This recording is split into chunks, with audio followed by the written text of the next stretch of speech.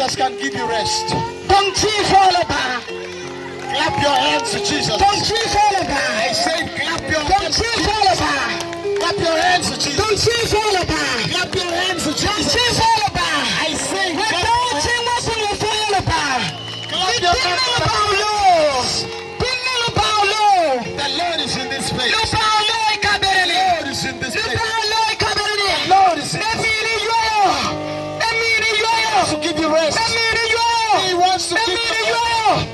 The Lord wants to give you rest. Hallelujah. Amen. Hallelujah. Amen. Kipag Yesu Kristo. Praise the Lord. Kipag lo pa mo chwe palo kilobo. Amen. Kipag Yesu Kristo.